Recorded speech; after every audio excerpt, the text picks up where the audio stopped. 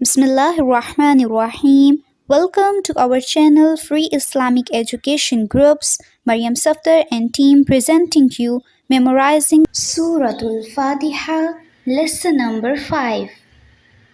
نحمده ونصلي على رسوله الكريم أما بعد فأعوذ بالله من الشيطان الرجيم بسم الله الرحمن الرحيم رب اشرح لي صدري ويسر لي أمري واحلل عقدة من لساني يفقه قولي رب زدني علما اللهم فقهنا في الدين.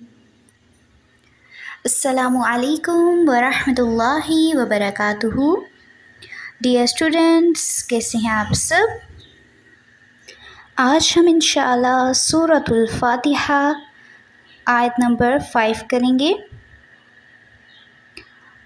अऊज़ु बिल्लाहि मिनश शैतानिर रजीम. बिस्मिल्लाहिर्रहमानिर्रहीम.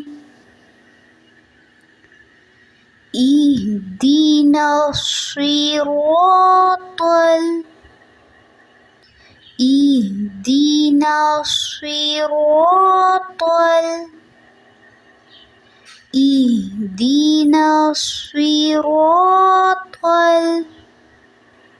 इसको तल नहीं पढ़ेंगे, तौल पढ़ेंगे. इहदीना सिरातल मुस्तकीम.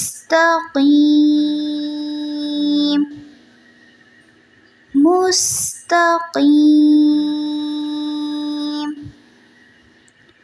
इहदीना सिरातल मुस्तकीम. इहदीना सिरातल मुस्तकीम.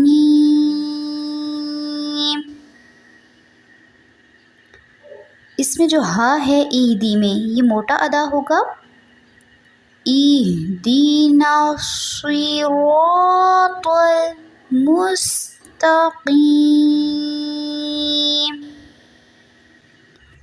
इहदीना सिरातल मुस्तकीम.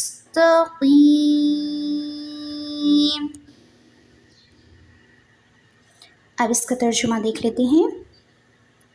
हमें सीधा रास्ता दिखा. हमें सीधा रास्ता दिखा. तो यहाँ पे जो आयत नंबर 4 थी पहले, उसमें हमने अल्लाह ताला से दुआ की कि अल्लाह ताला हम तेरी ही इबादत करते हैं और तुझी से मदद चाहते हैं.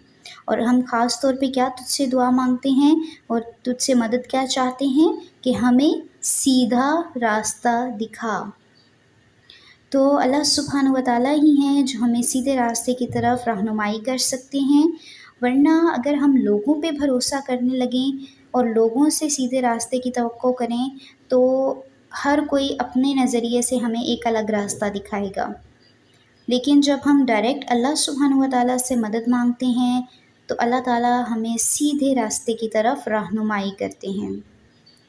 और अल्लाह ताला जो हैं वो सीधा रास्ता कौन सा हमें दिखाएंगे, वो इंशाअल्लाह हम आयत नंबर 6 में पढ़ेंगे कि वो सीधा रास्ता कौन सा है.